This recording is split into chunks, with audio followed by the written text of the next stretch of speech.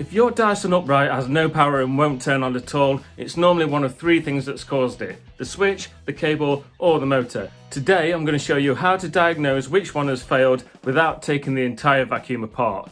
I'm going to be using a multimeter for this, but if you haven't got one, don't go anywhere because I'll discuss some symptoms too as I go. Firstly, with any model, we need to just take off the handle and the bin so we can access the area that we're going to get into. We're just going to be testing everything from where the switch lives. On this older model that I'm showing you on today, it just has a single Torx T15 screw at the front and then the whole thing pulls off.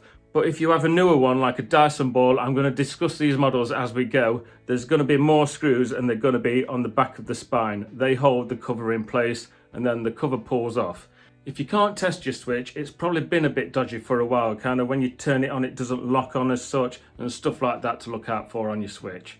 So this is where the switch lives, and the power comes in, it goes to the switch, and then the power goes to the motor. Now we're going to be using a multimeter today. Put your multimeter on the beep setting if you have one, or if you have one without a beep like me, we're just going to put it on 200 ohms and we're going to be looking for a change in the number. I'll get onto that in a minute. Firstly, let's see if the switch is working. Make sure that it's pressed down, and then we're going to put one of our probes on each of the switch pins, and we're looking for a change in the number or a beep if you have that feature.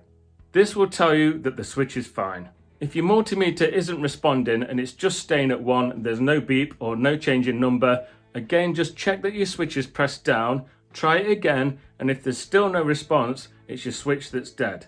On newer models like the Dyson ball where there's two switches, we're looking at the right hand side switch. That controls the power to the motor. Again, just bridging it like we've done with that one.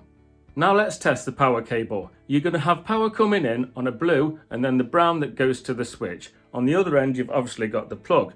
We need to put one probe on the brown that goes to the switch from the power cable and the other probe on the plug on the left hand side pin as you look at it. Again, we're seeing for a change in a number or a beep. The number won't be quite as low as it was on the switch, but it will still be an obvious change.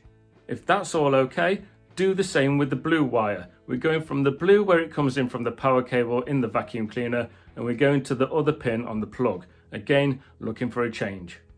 If you have a newer model again like the Dyson ball, the process is exactly the same, but your blue wire will be hiding inside a black casing like this. Just take that out and you'll see where you can connect your probe to. If you can't test your cable, these often go intermittent for a while first, near the body where it enters it and also down near the plug. Be careful when you're wiggling it to try and test it. Make sure there's no broken wires when you're doing this, but it can also happen mid-use when you pull the wire as well. Now that's all done, we're going to check if the motor's alive. We're not going to take it out the vacuum cleaner, we're just wanting to know if it's making a connection inside. To do this, we need to find the wire that goes down to the motor. There's a blue and a brown on all models. Put your probe on each one, and again we're looking for a change on the multimeter. The reading isn't going to be quite as low, but again a definite change. If the multimeter doesn't respond, your motor is at fault in some way. A motor normally wouldn't just die overnight. It would normally overheat during use and then cut out totally, or you're going to get loads of spluttering and smoke and stuff like that if the carbon brushes are the fault with it. I hope this video has helped you at least find out what's wrong with your Dyson. This next video is showing you how to change the power cable on one of these models. Also, please subscribe to my channel at the top, and then you can find out any help videos that you might need for your specific model. Also, if you have any questions, please just put them in the comments and I'll try my best to help.